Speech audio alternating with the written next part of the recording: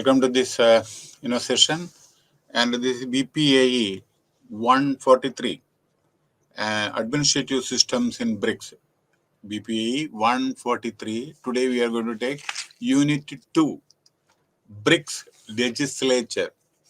അതായത് once again, BPAE 143, Administrative Systems in BRICS. അതായത് Unit 2, BRICS Legislature. അപ്പൊ ഇവിടെ ഇന്നലെ ഓൾറെഡി പറഞ്ഞിട്ടുണ്ട് ബ്രിക്സ് എന്താണെന്ന്. 5 രാജ്യങ്ങളാണ്. ഓക്കെ, ഈ 5 രാജ്യങ്ങൾക്ക്, അതായത് ബ്രസീല്, റഷ്യ, ബ്രിക്സിന്റെ Russia, India, China, South Africa. Brazil, Russia, India, China, South Africa. അതിന്റെ ലെജിസ്ലേറ്ററെ പറ്റിയിട്ടാണ് പറയുന്നത്. ഓക്കെ, അപ്പൊ അതിൽ ഈ യൂണിറ്റ് 2 നാഷണൽ കോൺഗ്രസ് ഓഫ് ബ്രസീലിനെ പറ്റി പറയുന്നുണ്ട്. ഫെഡറൽ അസംബ്ലി, ഇത് ഇൻട്രൊഡക്ഷൻ ആദ്യത്തെ ആമുഖാണ്. അതിൽ ഇതൊക്കെയാണ് വിവരിക്കാൻ പോണതിൽ. Unit 2, Federal Assembly of the Russian Federation, ഇന്ത്യയുടെ parliament, National People's Congress of the people's Republic ചൈനയുടെ, അതായത് ഈ രാജ്യങ്ങളിലത്തെ പാർലമെന്റ് തന്നെ. ഓക്കെ, നമ്മുടെ South Africa, China, India, Brazil, അതിനെ പറ്റിയിട്ടാണ് പറയുന്നത്. ഈ 5 രാജ്യങ്ങളിലെ പാർലമെന്റിനെ പറ്റിയിട്ട്. ഓക്കെ, പാർലമെന്റ് ആണ് ഈ ലോ മേക്കിംഗ് ബോഡി. മനസ്സിലായില്ലേ? പാർലമെന്റ് ആണ് ലോ മേക്കിംഗ് ബോഡി. എല്ലാ രാജ്യങ്ങളിലെയും അവരാണ് ഉണ്ടാക്കുന്നത്. ഓക്കെ, ഇനി introduction. It is known information. It is a known information that legislature is primarily a body which perform the task of legislation of lawmaking. അല്ലേ? അതാണ് പറഞ്ഞപ്പോൾ ഞാൻ. കാരണം പാർലമെന്റ് അപ്രൂവ് ചെയ്തിട്ടാണ് എല്ലാ ആക്ടും നിലവിൽ വരുന്നത്. ഇൻകം ടാക്സ് ആക്ട് ആയിക്കോട്ടെ, കസ്റ്റംസ് ആക്ട് ആയിക്കോട്ടെ, റെയിൽവേ ആക്ട് ആയിക്കോട്ടെ, എന്തായാലും ശരി, ലേബർ ആക്ട് ആയിക്കോട്ടെ, ബോത്ത് ഹൗസസ് ഓഫ് പാർലമെന്റ് ആണ് എല്ലായിടത്തും. എല്ലാം പാർലമെന്റ് അപ്രൂവ് ചെയ്യണം. So the legislature is generally assembly. Okay, generally regarded as the first organ. വളരെ പ്രധാനപ്പെട്ടതാണ്. എല്ലാ രാജ്യങ്ങളുടെയും 3 ബേസിക് ഓർഗാൻസ് ആണ് ഗവൺമെന്റിന്റെ. അറിയില്ലേ? ഒന്ന് ലെജിസ്ലേറ്റർ, എക്സിക്യൂട്ടീവ്, ജുഡീഷ്യറി. എല്ലായിടത്തും ഉണ്ടത്. ഇപ്പോൾ legislator makes laws for the country after substantial പിന്നെ നിയമം ഉണ്ടാക്കുമ്പോൾ പെട്ടെന്നല്ല ഉണ്ടാക്കുന്നത്. ഇപ്പോഴത്തെ മാതിരി അല്ല കേട്ടോ. ഇപ്പൊ എന്താ കണ്ടോ, 1 മിനിറ്റ് ഉണ്ട്, 5 മിനിറ്റ് ഉണ്ട്, എല്ലാം പെടപ്പെടപ്പെട്ട പറഞ്ഞിട്ട് റൂള്. കാരണം എന്താ വെച്ചാൽ വാക്കൗട്ട് നടത്തുള്ളൂ. അപ്പൊ എല്ലാം പെട്ടെന്ന് ഡിസ്കഷൻ ഇല്ലാണ്ടാണ് അവർ ചെയ്യുന്നത് പലയിടത്തും. അതല്ല, debate, deliberation should be there. എന്താ കാരണം അറിയോ? ഇത് ഒരു നിയമം പാസ്സാക്കുമ്പോൾ പല സ്റ്റേറ്റുകളും പല വിധത്തിലാണ് ഇത് ബാധകമാകുന്നത്. മനസ്സിലായില്ലേ? അപ്പോ എന്താണെന്ന് വെച്ചാൽ ഇതൊക്കെ നമ്മുടെ റെപ്രസെന്റേറ്റീവ്സിന്റെ, അതായത് ഒരു MP എന്ന് പറഞ്ഞാൽ 10 ലക്ഷം ജനങ്ങളെ റെപ്രസെന്റ് ചെയ്താണ് ഒരു MP. അപ്പൊ ഓരോരോ കോൺസ്റ്റിറ്റ്യുവൻസിയിലും ഓരോ പ്രശ്നങ്ങളാണ് പാർലമെന്ററി കോൺസ്റ്റിറ്റ്യുവൻസി. ഈ അവരുടെ വ്യൂസ് എടുത്തിട്ട് വേണം ഇത്തരത്തിലുള്ള നിയമങ്ങളൊക്കെ ഉണ്ടാക്കാൻ. ഈവൻ ജനറൽ നമ്മുടെ ഇന്ത്യയുടെ നമ്മുടെ ബഡ്ജറ്റ് എത്രയോ ലക്ഷം കോടി, അതുപോലും ഡിസ്കഷൻ ഇല്ലാതെയാണ് ചിലപ്പോൾ പാസ്സാക്കുന്നത്. പണ്ടും ഇന്നലെ ഈവൻ കേരള അസംബ്ലി കണ്ടു, 1 മിനിറ്റ് കൊണ്ടാണ് ബഡ്ജറ്റ് പാസ്സാക്കുന്നത്. 1 മിനിറ്റ്, നോ ഡിസ്കഷൻ. കാരണം പെട്ടെന്ന് 8 ദിവസം മുമ്പേ 10 ദിവസം മുമ്പേ തന്നെ അസംബ്ലി നിർത്തി. മനസ്സിലായില്ലേ? പല കാരണങ്ങളാൽ. അതിന് പാർലമെന്റ് യാതൊരു വ്യത്യാസമില്ല. ഇതല്ല വേണ്ടത്, ഇതല്ല ഡെമോക്രസി. അതായത് active debate should be there in each and everything. അപ്പൊ എന്തുണ്ടറിയോ, ഓരോരുത്തരുടെയും മഹത്തായ കോൺട്രിബ്യൂഷൻ ഉണ്ടായിരിക്കും. അവരുടേതായ അതിന്റെ പ്രോസ് ആൻഡ് കോൺസ് ഇത് നിങ്ങൾ ഇംപ്ലിമെന്റ് ചെയ്ത് നമുക്ക് ഇന്ന പ്രശ്നങ്ങൾ ഉണ്ടായിരിക്കും. അല്ലെങ്കിൽ നല്ലതാണെന്ന് വെച്ചാൽ ഓക്കെ, അപ്പൊ അത് കുഴപ്പമില്ല. പക്ഷെ ചില കാര്യങ്ങൾ വളരെ കോംപ്ലിക്കേറ്റഡ് ആവും. അത് ഡിസ്കഷൻ അത്യാവശ്യമാണ്. ഇപ്പൊ GST നോക്കൂ, എത്രയോ ഡിസ്കഷൻ ശേഷമല്ലേ അതൊക്കെ വരുന്നത്. എന്നിട്ടും അതിന്റെ പ്രോബ്ലംസ് പലതും തീർന്നിട്ടില്ല. മനസ്സിലായോ? അതിന്റെ ഡിസ്ട്രിബ്യൂഷൻ ഒക്കെ ഇപ്പോഴും ചെറിയ പ്രശ്നങ്ങളൊക്കെ ഉണ്ട്. അപ്പൊ active deliberation is very much in ഈ പാർലമെന്റ് ആയിക്കോട്ടെ, നമ്മുടെ അസംബ്ലി ആയിക്കോട്ടെ. ഇതിപ്പോ ഇന്നത്തെ സ്ഥിതിയല്ല, പണ്ടും ഇതുവരെ തന്നെ കേട്ടോ ചില സമയത്ത്. ഓക്കെ, അതല്ല പറയുന്നത്, ഇപ്പോഴത്തെ സ്ഥിതിയല്ല പറയുന്നത്. ഞാൻ ജനറൽ ആയിട്ടാണ് എല്ലാം പറയുന്നത്. ഇൻ ദിസ് വേ ഈ ലെജിസ്ലേറ്റർ പറഞ്ഞ ഗവൺമെന്റിന്റെ പാർട്ടാണ്. കാരണം ലെജിസ്ലേറ്റർ, എക്സിക്യൂട്ടീവ്, ജുഡീഷ്യറി ആണ്. അപ്പൊ ഗവൺമെന്റിന്റെ പാർട്ടാണ് അതൊക്കെ. which has the responsibility to translate the will of the people and state in terms of policies and ensure their implementation. എല്ലാ നിയമങ്ങൾ ഉണ്ടാക്കിയാൽ പോരാ, അത് ഇംപ്ലിമെന്റ് ചെയ്യുകയാണ്. നിയമം പുസ്തകത്തിൽ മാത്രം പോരാ. അത് ചിലവർക്ക് നിയമം, ചിലവർക്ക് നിയമം ഇല്ല, അല്ലേ? പറയണ്ടല്ലോ. ചിലവർക്ക് നിയമം ഭയങ്കരം, അല്ലേ? ചിലവർക്ക് നിയമം ഇല്ല, ബാധകമല്ല, അല്ലേ? അത് അങ്ങനെയാവാൻ പാടില്ലല്ലോ. നിയമം എല്ലാവരും പാലിക്കേണ്ടതല്ലേ? Okay. Their implementation through the appropriate authority created for the purpose. This makes the legislature truly significant in the functioning of any government, particularly in democratic countries. മനസ്സിലായോ? നമുക്ക് ഡെമോക്രസി, സോഷ്യലിസം ഇതെല്ലാം ഉണ്ട് എന്ന് പറഞ്ഞാൽ പോരാ, അത് നമ്മളെ ലെറ്റർ ആൻഡ് സ്പിരിറ്റിൽ കാണിക്കണം എല്ലാ കാര്യങ്ങളിലും. അങ്ങനെയാണ് നമ്മുടെ രാജ്യം വികസിക്കാൻ പറ്റൂ, പുരോഗതി കൈവരിക്കാൻ പറ്റൂ.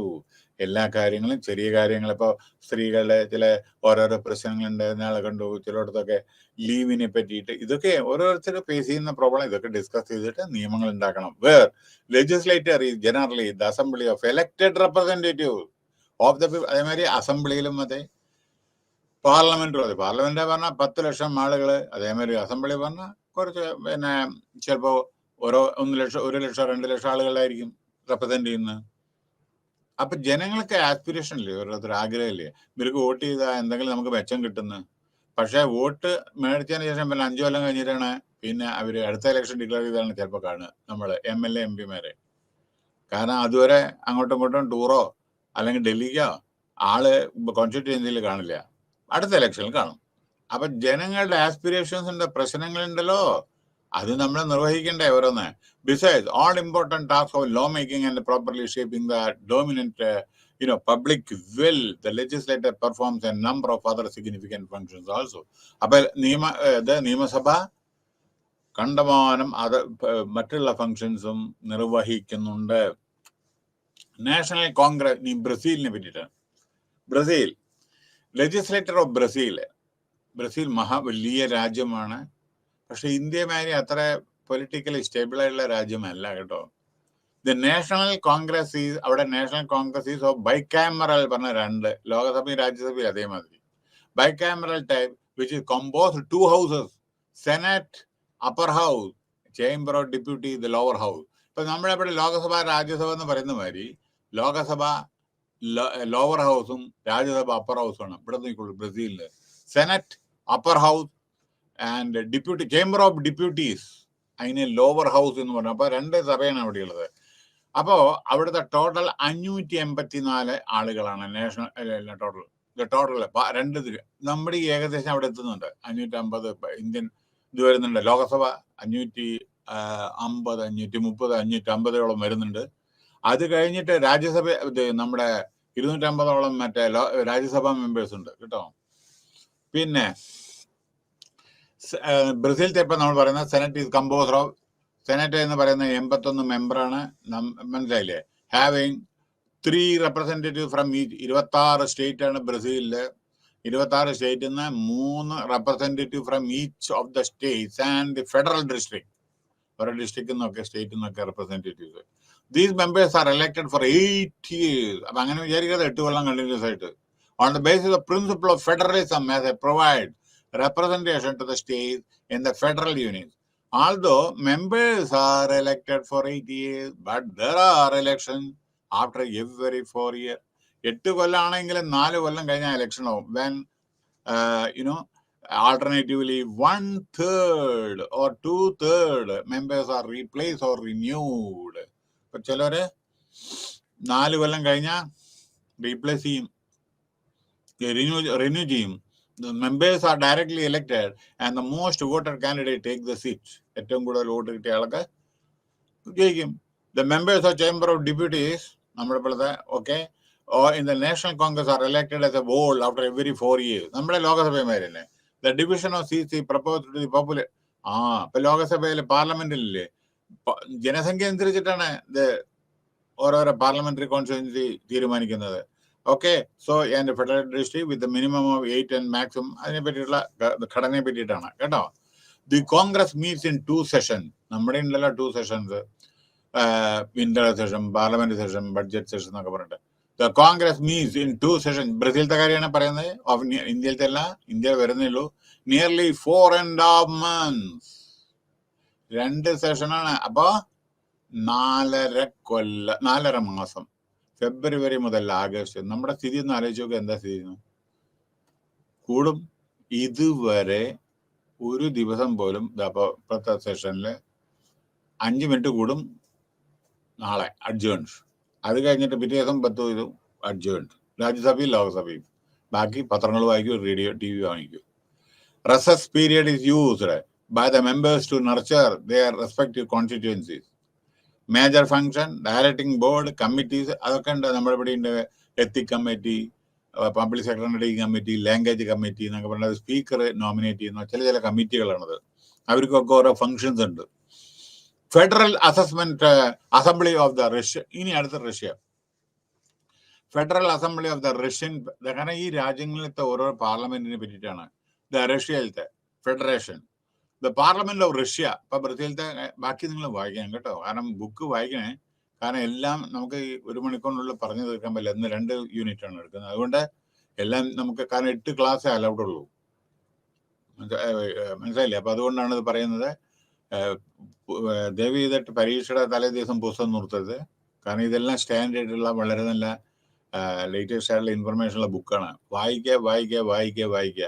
എന്തിനു വായിക്കണമെന്ന് ചോദിക്കരുത്, വായിച്ചാൽ മാത്രമേ മനസ്സിലാവൂ. പിന്നെ ഡിസ്ക്രിപ്റ്റീവ് ഇതാണ്. നിങ്ങൾ എഴുതിയല്ലെങ്കിൽ മാർക്ക് കിട്ടില്ല. നിങ്ങൾ വിചാരിക്കരുത് കേട്ടോ, എഴുതിയല്ലെങ്കിൽ മാർക്ക് കിട്ടില്ല. ഞാൻ പറയുന്നു എന്താ കാരണം എന്ന് വെച്ചാൽ, നിങ്ങൾ അസൈൻമെന്റിൻ്റെ ഒക്കെ മാർക്കുണ്ട്, ടീക്കേ. അപ്പൊ എന്താ പറയുന്നത് വെച്ചാൽ, അസൈൻമെന്റിന്റെ മാർക്ക് വിചാരിച്ച് എനിക്ക് ഇത്ര കിട്ടി, അല്ലെങ്കിൽ 50 കിട്ടി, 80 കിട്ടി, 90 കിട്ടി, അത് വിചാരിച്ച് ഫൈനൽ പരീക്ഷയിൽ അത് കിട്ടുമെന്ന് വിചാരിക്കരുത് കേട്ടോ. അസൈൻമെന്റ് എഴുതുന്നത് നിങ്ങൾ ബുക്ക് നോക്കിയിട്ടാ ചിലപ്പോൾ. പരീക്ഷയ്ക്ക് എഴുതുന്നത് നിങ്ങൾ നിങ്ങളുടേതായ ബ്രെയിൻ ഉപയോഗിച്ചിട്ടാണ്. അപ്പോൾ വ്യത്യാസമുണ്ട്. എവാലുവേഷൻ നല്ല വിധത്തിലാണ്. അത് എഴുതിയാൽ മാത്രമേ മാർക്ക് കിട്ടൂ. അയ്യോ അസൈൻമെന്റിന് എനിക്ക് ഇത്ര മാർക്ക് കിട്ടി, ഫൈനൽ ടെർമിനൽ ഇതിന് എനിക്ക് ഇത്രേ കിട്ടിയുള്ളൂ എന്ന് പറഞ്ഞിട്ട് കരഞ്ഞിട്ട് കാര്യം, എഴുതിയാൽ മാത്രമേ മാർക്ക് കിട്ടൂ. ഞാൻ പറയുന്നത് തെറ്റിദ്ധരിക്കരുത്. എൻ്റെ എക്സ്പീരിയൻസ് കൊണ്ടാണ് ഞാൻ പറയുന്നത്. എൻ്റെ എക്സ്പീരിയൻസ് പറഞ്ഞാൽ ഞാൻ പഠിപ്പിച്ചതിൻ്റെ എക്സ്പീരിയൻസാണ് ഞാൻ പറയുന്നത്. കാരണം ഒരു ചോദ്യത്തിന് അപ്പോൾ 40 മാർക്ക് ചോദിക്കും. 40 മാർക്ക് ഒരു ചോദ്യത്തിന്. നിങ്ങൾ ഒരു പേജ് എഴുതി എത്ര മാർക്ക് വരും? 40 മാർക്കാണ് ഒരു ചോദ്യത്തിന്. ചിലത് ഇപ്പൊ നിങ്ങളുടെ ഇതിന്റെ കാര്യമല്ല ഞാൻ പറയുന്നത്, റീസെന്റ് ആയിട്ട് ഞാൻ എവാലുവേറ്റ് ചെയ്യുമ്പോൾ കണ്ടതാണ്. 40 മാർക്ക് ചോദ്യത്തിന്. ആകെ 140 മാർക്കാണ് ഒറ്റ ചോദ്യത്തിന്. എഴുതി ഇറങ്ങുന്നത് ഒരു പേജ്. അപ്പൊ നിങ്ങൾ തീരുമാനിക്കും എത്ര മാർക്ക് കൊടുക്കുന്നു. ഈ എവാലുവേറ്റ് ചെയ്ത ആളെ കുറ്റം പറയേണ്ടത് എന്ത് കാര്യമാണ്? നിങ്ങളല്ല കുറ്റം പറയേണ്ടത്. 2, ഇതിപ്പോ ഒരാഴ്ച മുമ്പ് നടന്നപ്പോണ് ഓൺലൈനിൽ എവാലുവേഷൻ അസൈൻമെന്റ് സബ്മിറ്റ് ചെയ്തു. ഞാൻ നോക്കുമ്പോൾ കമ്പ്യൂട്ടർ നോക്കുമ്പോൾ പേരുണ്ട്, എൻറോൾമെന്റ് നമ്പറും ഉണ്ട്. അത് കഴിഞ്ഞ് നോക്കുമ്പോൾ 21 പേജ് ബ്ലാങ്ക്. ഒന്നും, എല്ലാം ബ്ലാങ്ക്. കാരണം ക്യാമറയില് സെൽഫോണിൽ എടുത്തിട്ടാണ് അവർ ഇത് ചെയ്തത്, സ്കാൻ ചെയ്തിട്ട് കംപ്ലീറ്റ് ആക്കിയത്. അതൊന്നും പതിഞ്ഞിട്ടില്ല. അപ്പൊ നിങ്ങൾ പറയൂ, 21 പേജ് ബ്ലാങ്ക് എത്ര മാർക്ക് കിട്ടും? നിങ്ങളുടെ പേര് എൻറോൾമെന്റ് നമ്പർ മാത്രമേ ഉള്ളൂ, അതിന് എഴുതിയതിന് മാർക്ക് തരണോ? നിങ്ങളുടെ പേര്, നിങ്ങളുടെ എൻറോൾമെന്റ് നമ്പർ, ബാക്കിയൊന്നുമില്ല. അപ്പൊ മനസ്സിലായോ ഞാൻ എന്താ പറയുന്നത് വെച്ചാൽ? അപ്പൊ വളരെ ശ്രദ്ധാപൂർവ്വം നമ്മൾ ചെയ്യണം. അല്ലാണ്ട് എന്താ പറയേണ്ടത്, പഠിച്ചിട്ട് മാത്രം എഴുതാൻ വേണ്ടി ചോദിക്കുക. ഇത് ഇവരുടെ നല്ല എവാലുവേഷനാണ്, ഹൈലി ക്വാളിഫൈഡ് ആളുകളാണ്, അത് ശ്രദ്ധിക്കുക. ഒരു ഗ്രേസ് മാർക്കും കിട്ടില്ല അങ്ങനെ വിചാരിക്കാതെ. Especially for those who are from Kerala. 10ാം ക്ലാസ് വരെ കിട്ടും ഗ്രേസ്. പഠിച്ചിട്ടില്ലെങ്കിലും പാസ്സാവും. ആരും തോൽപ്പിക്കാൻ പാടില്ല, എല്ലാവരും ജയിക്കും. അത് കഴിഞ്ഞ് +1 അങ്ങനെ, +2 അങ്ങനെ. What about graduation? What about post graduation? ദൈവം വരുമോ മാർക്ക് തരാൻ? പഠിച്ചില്ലാണ്ടേ. അപ്പൊ ഗ്രാജുവേഷനും പോസ്റ്റ് ഗ്രാജുവേഷനും കുട്ടികൾ കമ്മിയാണ്. പോസ്റ്റ് ഗ്രാജുവേഷന് പോകുന്നതിന് ആളുകൾ എന്താ, what is the reason for it? Graduation കഴിഞ്ഞ ഉടനെ അവരെ എന്താ പറയണ്ടത്, ഒന്നുമില്ലെങ്കിൽ ജോലിക്കോ വേറെ എന്തെങ്കിലും. ഓക്കെ, അവരുടെ സാഹചര്യങ്ങൾ അങ്ങനെ ആയിരിക്കാം. പോസ്റ്റ് ഗ്രാജുവേഷൻ എത്ര പേര് പോകുന്നുണ്ട്, മനസ്സിലായോ? അപ്പൊ ഇങ്ങനെയുള്ള ഓരോ സ്ഥിതികളുണ്ട്. അപ്പൊ നോക്കുമ്പോ ഇതൊക്കെ ശ്രദ്ധിക്കുക കേട്ടോ. ഇതൊക്കെ പറയുന്ന ഈ ഇൻപുട്ട് തരുന്നത് നിങ്ങൾക്ക് ഗുണം ചെയ്യാൻ വേണ്ടി മാത്രമാണ്. പിന്നെ വേറെ ഒരു കാര്യം കൂടി ഞാൻ പറയട്ടെ, കാരണം എനിക്ക് സമയത്തിന്റെ അഭാവം കൊണ്ടാണ് പറയുന്നത്. സി, സോഷ്യൽ മീഡിയ, ഈ സെല്ലം ഇതൊക്കെ നിങ്ങളെ ആവശ്യത്തിന് മാത്രമേ ഉപയോഗിക്കാൻ പാടൂ. കാരണം എന്താണെന്ന് വെച്ചാൽ, നിങ്ങളെ നോളേജ് വേണമെന്നുണ്ടെങ്കിൽ നിങ്ങളുടെ ഗൂഗിളിൽ ഒന്ന് സെർച്ച് ചെയ്താൽ കൂടുതൽ പകുതി കിട്ടും. നിങ്ങൾക്ക് റിയൽ നോളജ് വേണമെന്ന് വെച്ചാൽ ടെക്സ്റ്റ് ബുക്ക്, പ്രിന്റഡ് ബുക്സ്, അതേമാതിരിയുള്ള ബുക്ക്. കാരണം എന്താ അറിയോ, ഇതിൽ തെറ്റ് വരാൻ പാടില്ല. തെറ്റ് ചെയ്തിട്ടുണ്ടെങ്കിൽ ധാരാളം പ്രിന്റ് ചെയ്ത് അവർക്കാണ് ഉത്തരവാദിത്വം. പക്ഷേ നിങ്ങൾ ഗൂഗിളിൽ നിന്ന് കിട്ടുന്ന ഇൻഫർമേഷന് അതിന് നാഥനില്ല, കളരിയാണ്. ആർക്ക് വേണമെച്ചാലും കൊടുക്കാം. നെറ്റില്, ഇന്റർനെറ്റിൽ ആർക്ക് വിളിച്ചാലും കൊടുക്കാം. അതിന് ആരാ അച്ഛൻ ആരാ അമ്മ എന്നറിയില്ല. അങ്ങനെയല്ല ബുക്കിന് എന്തെങ്കിലും തെറ്റ് വന്നാൽ ആരാ എഴുതി പബ്ലിഷ് ചെയ്ത് അവരാണ് ഇൻവോൾവഡ്. അപ്പോൾ നിങ്ങൾ ടെക്സ്റ്റ് ബുക്കാണ് വായിക്കേണ്ടത്. അതേമാതിരി ടി വി ഇതേമാതിരി കണ്ടമാന സമയം. കാരണം see, from where you will get knowledge, അവിടെ നിന്നാണ്. കാരണം knowledge is, it is getting knowledge. Learning is a continuous process. കാരണം knowledge make the man perfect. Okay, നോളജും വേണം. അപ്പൊ അതല്ലാതെ നമ്മൾ വെറും ഒരു ഡിഗ്രി സർട്ടിഫിക്കറ്റ് കിട്ടിയിട്ട് യാതൊരു പ്രയോജനമില്ല. എംപ്ലോയ്മെന്റ് ഓറിയന്റഡ് ആയിരിക്കണം. ഡിഗ്രി സർട്ടിഫിക്കറ്റ് കിട്ടിയിട്ട് നമുക്ക് ഡിഗ്രി വേണം, അതല്ല ഞാൻ പറഞ്ഞത്, അത് ബേസിക് ക്വാളിഫിക്കേഷൻ ആണ്. പക്ഷെ നിങ്ങളുടെ കഴിവും വേണ്ടേ അതില്. കഴിവ് എങ്ങനെയാ തന്നെ ഉണ്ടാവോ? അതിനുള്ള ഒരുക്കുമാനം, അതാണ് ഞാൻ പറയുന്നത്. ഇത്തരത്തിലുള്ള ഓരോരുത്തരുടെ കാരണം. പിന്നെ അവിടെ എസ്പെഷ്യലി ആഫ്റ്റർ കോവിഡ്, ഞാനൊന്ന് പറയട്ടെ, തെറ്റിദ്ധരിക്കരുതേ, ഇത് നിങ്ങളുടെ നന്മയ്ക്ക് വേണ്ടിയാണ് അതെല്ലാം പറയുന്നത്. എനിക്കിതൊന്നും പറയേണ്ട ആവശ്യമില്ല. Students have become very lazy. Some of them very lazy. കാരണം അസൈൻമെന്റ് സബ്മിറ്റ് ചെയ്യുന്ന സമയത്ത് തോന്നിയ മാതിരി അതേമാതിരി ഞാൻ കാണാറുണ്ട്. അതുകൊണ്ടാണ് ഞാൻ പറയുന്നത്. എല്ലാവരുടെ കാര്യം എല്ലാം ഞാൻ പറയുന്നത്, തെറ്റിദ്ധരിക്കരുത്. ചില പ്രൊജക്ട്, ഞാൻ എത്രയോ കുട്ടികളുടെ പ്രൊജക്ട് ഗൈഡാണ്. ചുമ്മാ ഒരു പേജ് എഴുതാൻ അവർ 6 മാസം എടുക്കുന്നത്. വെറും ഒരു പ്രൊജക്ടർ എല്ലാം ഉണ്ടാക്കിയിട്ട് കൊടുത്തിട്ട്, ഞാൻ തന്നെ ഉണ്ടാക്കി കൊടുത്ത് എൻ്റെ ഒപ്പ് മേടിക്കണം. 6 മാസമായി കാത്തിട്ട് ആളെ, ഇതുവരെ ആള് വന്നിട്ടില്ല. ഏതാനും കിലോമീറ്റർ അപ്പുറത്താണ് താമസിക്കുക. എന്നും ആലോചിച്ച് നോക്കും. അപ്പോൾ അതില്ലാണ്ട് നിങ്ങൾക്ക് സർട്ടിഫിക്കറ്റ് ഇല്ല. പ്രൊജക്ട് റിപ്പോർട്ട്, കാരണം പലതരം ഓരോ പ്രൊജക്ട് ഉണ്ട് പല കോഴ്സിലും. പ്രൊജക്ട് റിപ്പോർട്ട് സബ്മിറ്റ് ചെയ്തില്ലെങ്കിൽ നോട്ട് കംപ്ലീറ്റഡ് എന്ന് കാണിക്കും. അത് അവർക്ക് അറിയില്ല. അവർക്ക് അല്ലെങ്കിൽ അറിയില്ലെങ്കിൽ ലേസിനെസ് ആണ് കംപ്ലീറ്റ്. അതേമാതിരി ഇപ്പൊ ഞാൻ ജസ്റ്റ് കമ്പ്യൂട്ടറിലുണ്ട് ഒരുപടി മെയില്. നമ്മൾ എന്തെങ്കിലും ഒരു ഇൻഫർമേഷൻ ചോദിച്ചാൽ അതിന് ഉത്തരം തരുന്നത് 3 മാസം കഴിഞ്ഞിട്ടാണ്. എന്താ ചെയ്യുക? ഇങ്ങനെയൊക്കെ ഉണ്ട്. അപ്പൊ എന്താ ഞാൻ പറഞ്ഞ, പ്രോംപ്റ്റ് നമ്മൾ പഠിക്കുകയാണെങ്കിൽ ഫോക്കസ് ചെയ്യണം. അറ്റൻഷൻ നമ്മളെ ഡൈവേർട്ട് ചെയ്യരുത്. അതിൽ പഠിക്കുക, അതിൽ പാസ്സാവുക, അതിൽ എംപ്ലോയ്മെന്റ് വൃത്തിയാവുക, നോളജ് വികസിപ്പിക്കുക. എന്തിനാണ് ഏതിനാണ് പഠിച്ചിട്ട് എന്താ പ്രയോജനം എന്ന് ചോദിക്കരുത്. നിങ്ങൾ പ്രതീക്ഷിക്കാത്ത സമയത്ത് അതിന്റെ ഫലം കിട്ടും. That's all. നെക്സ്റ്റ് സ്റ്റേറ്റ്, റഷ്യയിലെ ദുമ, പവേഴ്സ് ആൻഡ് ഫങ്ഷൻ, അവിടുത്തെ പാർലമെന്റിന്റെ ഒരു ഇതാണ്, വിങ് ആണത്. As per the official site of the Russian government, the state Duma has the following powers. Duma എന്ന് പറഞ്ഞാൽ അവിടുത്തെ ഒരു ഇതാണ്, ലെജിസ്ലേറ്റീവ് വിങ് ആണത്. അപ്പൊ അവിടെ അവരുടെ powers agrees on appointment of chairman. നമ്മുടെ ഇപ്പൊ രാജ്യസഭയിലൊക്കെ ചെയർമാൻ ഇല്ലേ, വൈസ് പ്രസിഡന്റ് ഓഫ് ഇന്ത്യ. അതന്നെ ഓരോന്നും ഓരോ രാജ്യത്ത് ഓരോ വിധാണ്. ഇത് നമ്മളിപ്പോ റഷ്യയിലത്തെ കാര്യമാണ് പറയുന്നത്. റഷ്യയിലത്തെ വളരെ രസകരമായ സംഭവങ്ങളാണ്. ഇന്ന് അയാൾ പ്രൈം മിനിസ്റ്റർ, നാളെ പ്രസിഡന്റ്, പിറ്റേ ദിവസം കഴിഞ്ഞിട്ട് അയാൾ പ്രൈം മിനിസ്റ്റർ, പിന്നെ മറ്റേ ആ പ്രസിഡന്റ് അയാൾ, പിന്നെ പ്രൈം മിനിസ്റ്റർ, പിന്നെ പ്രൈം മിനിസ്റ്റർ അയാൾ പ്രസിഡന്റ്. ഇങ്ങനെയൊക്കെയാണ്. ഇവിടെ ഇന്ത്യയിൽ അങ്ങനെ പതിവില്ല. Propose by the president. Putin ആരാണ്ടായിരുന്നു? President 2 term. അത് കഴിഞ്ഞിട്ട് പ്രധാനമന്ത്രി, പിന്നെ അത് കഴിഞ്ഞിട്ട് പ്രസിഡന്റായി. ഇപ്പൊ 2035 വരെ അയാൾ പ്രസിഡന്റാണ് കേട്ടോ, മാറ്റില്ല. ഓക്കെ, ബാക്കി പുസ്തകത്തിൽ വായിച്ചോളൂ. And decide on the question of the confidence of the government. Okay, പിന്നെ മാത്രമല്ല റിപ്പോർട്ട് ഗവൺമെന്റിന്റെ ഓൺ ദ റിസൾട്ട്. ഇവരുടെ ഓരോരോ ഫംഗ്ഷനെ പറ്റിയിട്ടാണത് കേട്ടോ. അപ്പൊ പിന്നെ അവർക്ക് പല അധികാരങ്ങൾ അപ്പോയിന്റ് ചെയ്യാനുള്ള അക്കൗണ്ട്സിന്റെ റഷ്യൻ ഫെഡറേഷൻ ഓഡിറ്ററെ, അത് നമ്മുടെ ഇവിടെ കംട്രോളർ ആൻഡ് ഓഡിറ്റർ ജനറൽ ഉണ്ട്, അവരെ അപ്പോയിന്റ് ചെയ്യുന്നത് കോൺസ്റ്റിറ്റ്യൂഷൻ ബോഡിയാണ്. അതേമാതിരി അവിടെ ഉണ്ട്. ഇത് റഷ്യയിലത്തെ കാര്യമാണ് പറയുന്നത്.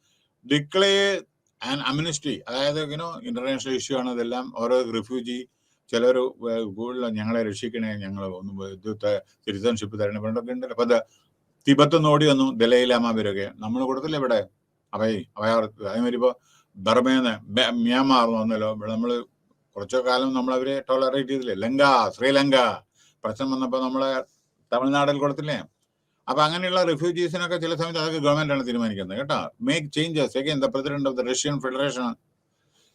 റഷ്യൻ പ്രസിഡന്റിനെയൊക്കെ റിമൂവ് ചെയ്യാൻ സാധ്യമല്ല ശരിക്കും. അത്രത്തോളം എന്താ കഴിവുള്ള പവർഫുൾ പേഴ്സൺ ആണ്. അതായത് അമേരിക്കൻ പ്രസിഡന്റ്, റഷ്യൻ പ്രസിഡന്റ് ഒക്കെ കേട്ടോ. പക്ഷെ ഇതിലൊക്കെ പുസ്തകത്തിലുണ്ട്. നടക്കുമെന്ന് ദൈവത്തിന് മാത്രമേ അറിയൂ. ഇനി ഇന്ത്യൻ പാർലമെന്റ് ശ്രദ്ധിച്ചോളൂ. നമ്മുടെ ഇന്ത്യൻ പാർലമെന്റ് വളരെ സവിശേഷതയുണ്ട്. ആർട്ടിക്കിൾ 79 ഭരണഘടന ഇന്ത്യയുടെയാണ് ഞാൻ പറയുന്നത്. പാർലമെന്റിലെ നമുക്ക് പ്രസിഡന്റിന് ഭയങ്കര പവർ. പ്രസിഡന്റ് പറഞ്ഞാൽ ആദ്യത്തെ നമ്മുടെ ഈ സെഷൻ ഉണ്ടല്ലോ, ഇന്ത്യ ഒരു കൊല്ലത്തിൽ ആദ്യത്തെ സെഷൻ പ്രസിഡന്റാണ് ലോകസഭയും രാജ്യസഭയും അഡ്രസ് ചെയ്യുന്നത്. 2 ഹൗസസ്, രാജ്യസഭ ആൻഡ് ലോക്സഭ. പ്രസിഡന്റിന്റെ സ്പീച്ച് ഉണ്ടാവും. അത് കഴിഞ്ഞിട്ടാണ് ബഡ്ജറ്റ് സെഷൻ.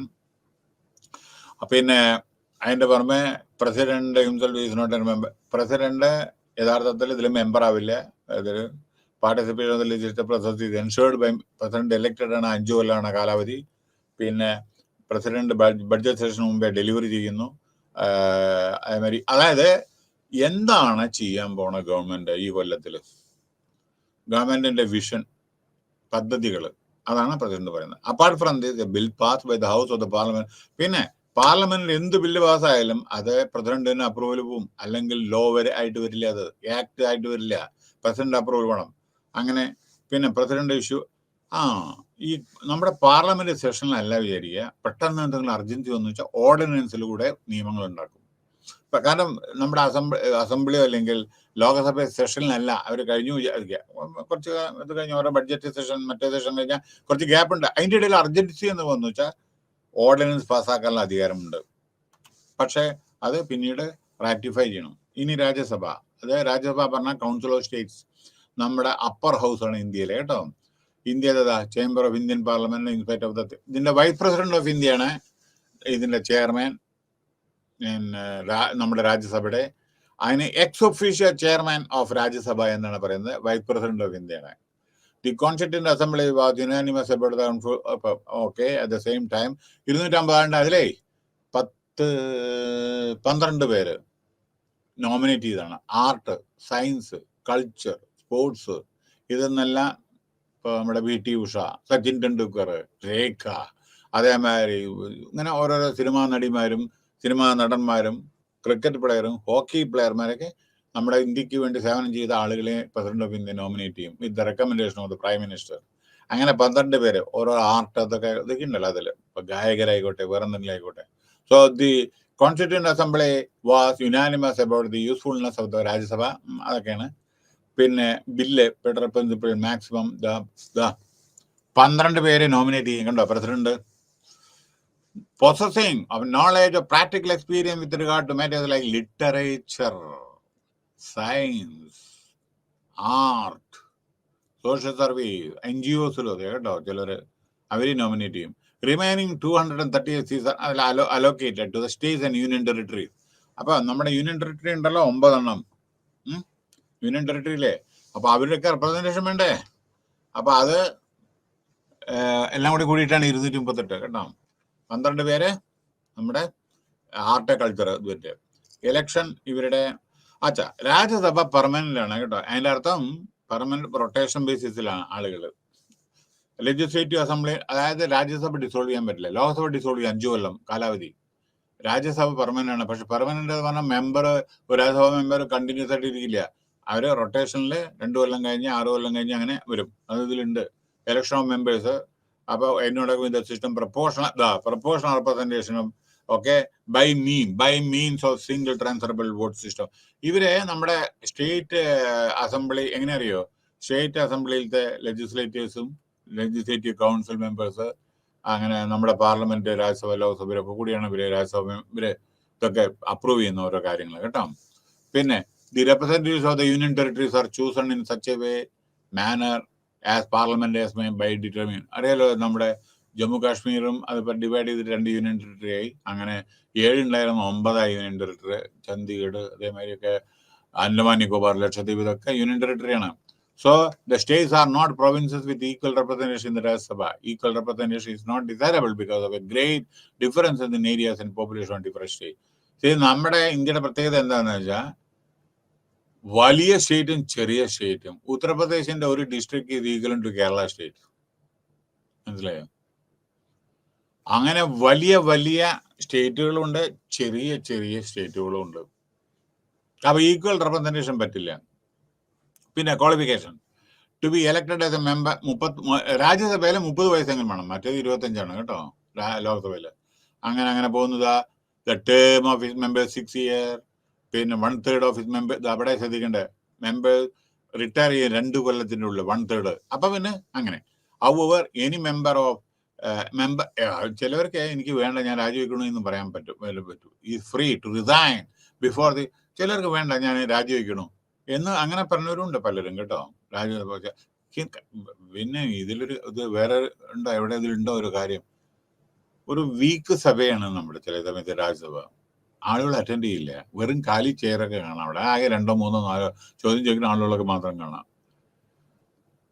രാജ്യസഭയിൽ നോമിനേറ്റ് ചെയ്ത ആളുകൾ അറ്റൻഡ് ചെയ്യാത്ത പല, എത്രയോ, ഈവൻ 5 കൊല്ലം നോമിനേറ്റ് ചെയ്ത 2 കൊല്ലം 1 കൊല്ലം ലതാ മങ്കേഷ്കർ, സച്ചിൻ തെണ്ടുൽക്കർ, ഇവരൊക്കെ വളരെ വിരളാണ് അറ്റൻഡ് ചെയ്യുന്നത്. പക്ഷെ അവരെ പറഞ്ഞിട്ട് കാര്യമില്ല, അവരുടെ ഫങ്ഷൻസ് അങ്ങനെയാണ്. കാരണം ടെണ്ടുൽക്കറിന്റെ കാര്യം അറിയാലോ, സച്ചിൻ്റെ അയാൾ ഒന്നാമത് ഔട്ട്സൈഡ് നമ്മുടെ രാജ്യത്തിന്റെ ഭാഗത്തായിരിക്കും, അയാളെ പിടിച്ചിട്ട് ആക്കിയാണ്. പക്ഷേ ഒരു കാര്യം, ഇവിടെ ഒരു വ്യത്യാസമുണ്ട് കേട്ടോ. മറ്റുള്ളവരും ഇയാളും സച്ചിൻ ടെണ്ടുൽക്കറും തമ്മിൽ വ്യത്യാസമുണ്ട്. അതാണ് അയാളുടെ പ്രത്യേകത. മറ്റുള്ളവരെ എല്ലാ ആനുകൂല്യങ്ങളും മേടിക്കും, വീട്, കാറ്, അത് ഇത്, മെമ്പറുടെ, രാജ്യസഭാ മെമ്പറുടെ കാശ്, phone, unlimited, water supply free, water bill free, electricity bill free, ഇതൊക്കെ വാങ്ങും. എയർ ഫെയർ ഫ്രീ, 1 കൊല്ലത്തിൽ അൺലിമിറ്റഡ് എയർ ട്രാവൽ, ഇതൊക്കെയാണ്. പക്ഷേ ആരോ ഒരാൾ ചോദിച്ചു, സച്ചിൻ ടെണ്ടുൽക്കർ എന്തുകൊണ്ട് അറ്റൻഡ് ചെയ്യുന്നില്ല, വളരെ വിരളാണല്ലോ ചോദിച്ചു. അപ്പൊ അതിന് അയാൾ ഉത്തരം കൊടുത്തു. പിറ്റേ ദിവസം എല്ലാവരും നിശ്ചലം. അതാണ് അയാളുടെ പ്രത്യേകത. ഞാന് നാഷണൽ ഫിഗർ മാത്രമല്ല, ഇന്റർനാഷണൽ ഫിഗറുമാണ്. അതുകൊണ്ട് ഞാൻ ഇന്ത്യയിലെ അന്നത്തെ കാലത്ത് പറഞ്ഞത്, അധികം ഞാൻ പല കാര്യങ്ങളിലും എനിക്ക് ഫോറിൽ പോണ്ടി വരും. ഒന്നത്, എന്നിതൊക്കെ കണ്ടിട്ടാണല്ലോ നിങ്ങൾ അപ്പോയിന്റ് ചെയ്ത് ഒന്നത്. പിന്നെ നിങ്ങൾക്ക് എന്നെ കൊണ്ടൊരു നഷ്ടം വരുന്നില്ല, പോരെ. 10 പൈസ ഞാൻ ക്ലെയിം ചെയ്യില്ല. എയർ ഫെയർ ഞാൻ എൻ്റെ പോക്കറ്റിൽ നിന്ന്, ഞാൻ ബോംബെന്ന് മോർണിംഗ് ഫ്ലൈറ്റിൽ വരും, അറ്റൻഡ് ചെയ്യും എൻ്റെ കാശിൽ, തിരിച്ച് ഞാൻ ഈവനിങ് ഫ്ലൈറ്റിൽ പോകും എൻ്റെ കാശിൽ. എനിക്ക് വീട് വേണ്ട, വെഹിക്കിൾ വേണ്ട, അലവൻസ് വേണ്ട. അങ്ങനെയല്ലല്ലോ മറ്റുള്ളവരെ. അങ്ങനെയല്ല. ഓക്കെ, കാര്യം അങ്ങനെ ഇങ്ങനെയൊക്കെ കുഴപ്പമില്ലല്ലോ. മറ്റുള്ളവർ കാശും വാങ്ങിയിട്ട് വീട്ടിൽ പോയിരിക്കും, അങ്ങനത്തെ ആളുകളുടെ വയസ്സന്മാർ പലരൊക്കെ. അപ്പൊ ഇറ്റ് കനോട്ട് ബി ഡിസോൾവ്. അപ്പൊ ഇത് ഡിസോൾവ് ചെയ്യാൻ പറ്റാത്ത അങ്ങനെ ചിലരുണ്ട്. അപ്പൊ ഇത് നമ്മൾ ഡിസോൾവ് ഇല്ല, 1/3 ഇങ്ങനെ മാറി മറിഞ്ഞുകൊണ്ടിരിക്കും. 6 കൊല്ലമാണ് കാലാവധി. The president have the power to summon the session. അപ്പൊ രാജ്യസഭയും ലോകസഭയും സമ്മൺ ചെയ്യുന്നത് നമ്മുടെ പ്രസിഡന്റ് ഓഫ് ഇന്ത്യയാണ്. Any member remaining absent for 60, ചിലപ്പോൾ കണ്ടിന്യൂസ് ആയിട്ട് 60 days എന്തെങ്കിലും കാരണവശാൽ സിക്കോ എന്തെങ്കിലും അവരെ അറിയിപ്പിക്കണം, പെർമിഷൻ എടുക്കണം. ഡിസ്ക്വാളിഫൈ ചെയ്യാം ചിലപ്പോ. മനസ്സിലായില്ലേ എന്താ കാരണം, എങ്ങനെ ഡിസ്ക്വാളിഫൈ ചെയ്യുക? നിങ്ങൾ രാജ്യസഭയിലെ മെമ്പർ വേറെ എവിടെയെങ്കിലും പോയിട്ട് ജോലി ചെയ്താലും അവിടെ പ്രോഫിറ്റ്. നിങ്ങൾ ഇവിടെ ഒരു ജോബ് ഹാൻഡിൽ ചെയ്യുന്ന സമയത്ത് നിങ്ങൾ വേറെ എവിടെയെങ്കിലും പോയിട്ട് ശമ്പളം മേടിച്ചാലോ, ഇവിടെയും ശമ്പളം അവിടെയും ശമ്പളം, അപ്പൊ ഡിസ്ക്വാളിഫൈ ചെയ്യും. മനസ്സിലായോ? ഇന്നലെ ഇവിടുത്തെ MLA ഡിസ്ക്വാളിഫൈ ചെയ്തതാണ് കണ്ടോ കോടതി. കാരണം അയാളെ ഷെഡ്യൂൾ കാസ്റ്റ് ആണ് എന്ന് പറഞ്ഞിട്ട് അയാളെ റിസർവ്ഡ് കോൺസ്റ്റിറ്റ്യുവൻസിയിൽ മത്സരിച്ചു. പിന്നീട് മനസ്സിലായി അയാളെ ഷെഡ്യൂൾ കാസ്റ്റ് അല്ല, ക്രിസ്ത്യൻ കമ്മ്യൂണിറ്റിയിൽ ജനിച്ച് കല്യാണം കഴിച്ച് എല്ലാം അങ്ങനെയുള്ള ഒരാളാണ്. അപ്പോൾ റിസർവ്ഡ് സീറ്റിൽ അത് വരില്ല.